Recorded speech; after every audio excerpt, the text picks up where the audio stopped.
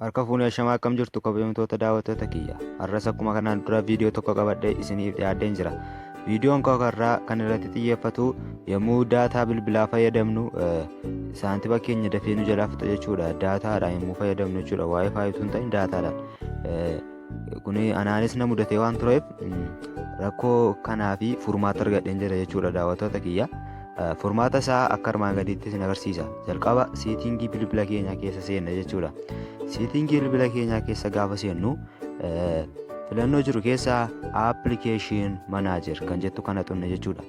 Application manager kan jettu kana gaafa tuqnu applicationoota hundumaa nuuf fide jechuudha. Isa booda tokko tokkoon tuqnee gaafa laallu isa jalqabarraa kana gaafa tuqu akkuma agartan meegaabaaytii 10 kan ta'u lakkaa'ee jira jechuudha daataa. Akkuma agartan kun kiiboordiidha. Interneetii wajjin walitti hidhamiinsa wanta qabaatu hin qabu. Garuu immoo gaafa daataan banamu nyaata jechuudha saantiba. Kuni dirqama afuu qaba jechuudha saantibii keenya akka nu qusatamuuf. Kanaafuu dirqama maal gochuu qabna? Force stop kan jettu kana tuqna jechuudha. Force stop kan jettu kana gaafa tuqnu akkuma agartanii nan tuqa jechuudha. If you force stop an app it may get yours. Application kun yoo nunnee tuqne malee ofii isaatii daataa lakkaa'uu hin danda'u jechuudha.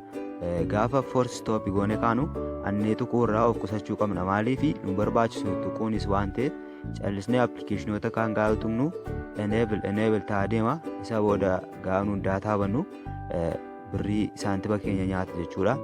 Okay jenna jechuudha. Deesnee akkuma agartan gurraachee jira jechuudha. Kanaafuu dhaabeera jechuudha hojii kan dhaabu kiiboordii hojjechuu dhaabatu hin taane gaafa daataan banamu isa saantima nyaatu sana hin dhaabaa jechuudha. Haaluma kanaan applicationoota interneetii irra bilisa ta'anii kanneen akka feesbuukii, teelegiraamii irraa ala, yuutuubii irraa ala kan ta'e hundumaa akkas goone.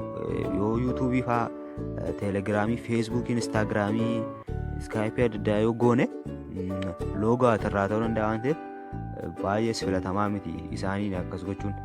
Applicationoota hundumaa akkas gochuu qabna jechuudha. Akkuma agartan kun wanta fayyadu miti. Applicationoota interneetii irraa bilisa ta'anidha waan ta'eef akkas goggooneetu dhaabnaa jechuudha daawwattoota kiyya. Haaluma kanaan bilisa taane birrii xiqqoodhaan yeroo dheeraa interneetii fayyadamuu dandeenya jechuudha daawwattoota kiyya. Egaa viidiyoo koorraa asuma irratti hangolobaa waan daawwattaniif galatooma. Subscribe gochuun dagatina. Abdii Ooteek kan jedhu hordofaan jedha. Viidiyoo koorraa asirratti xumura. Viidiyoo kan biraatiin hanga walitti deebinutti nagaan naaf tura. Ciao.